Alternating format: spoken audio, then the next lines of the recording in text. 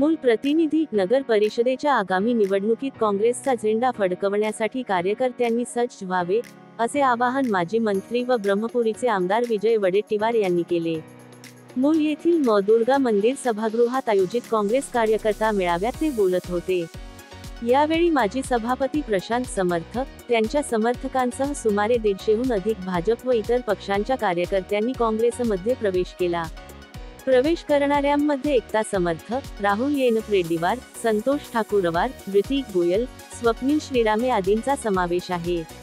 मेळाव्याच्या अध्यक्षस्थानी महाराष्ट्र प्रदेश काँग्रेस कमिटीचे सरचिटणीस संतोषसिंह रावत होते।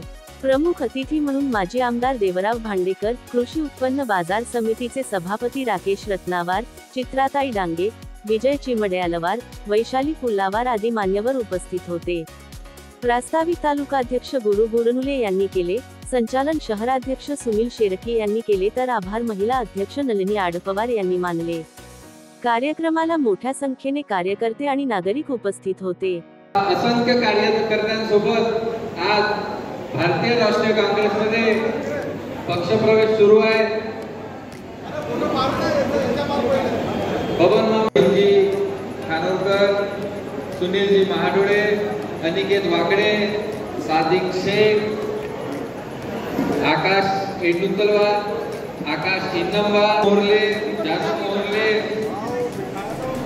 श्रीकांतजी आसुलकर खाली भेदभावाच्या कारणामुळे आणि जे तुम्हाला माहिती आहे ठाकूरशाही जे चालू आहे त्या ठाकूरशाहीला कंटाळून आणि मी आज पक्षप्रवेश काँग्रेसमध्ये पक्षप्रवेश करत आहोत। मला मित्रो खाली बसणे चुपचाप बसणे आवडत नाही, मला लोकांची जनतेची कामं करायला आवडतात। मी तुम्हाला एक सांगतो, मी नगरसेवकाची परिभाषा काय आहे हे नगरसेवकांना कधी कळली नाही, पण तुम्ही नगरसेवकाच्या पलीकडे जाऊन मी गावाचं काम करण्याचा प्रयत्न केला, तरी सुद्धा भैया आणि या भाऊच्या प्रेमामध्ये माझ्यावर दुर्लक्ष करीत साधा नगरपालिकेचा कधी उपाध्यक्ष बनवून दिला नाही किंवा मी असे मला तर कधी जवळ केलंच नाही, कारण मला भैयाचा सिक्का लागलेला होता आणि तो कधी मिटणारा नव्हता।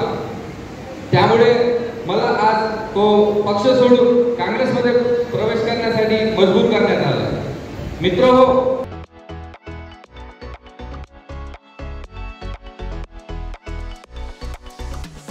हे राज्य आता घोटाळेबाजांचं राज्य झालेलं आहे आणि या सगळ्या परिस्थितीमध्ये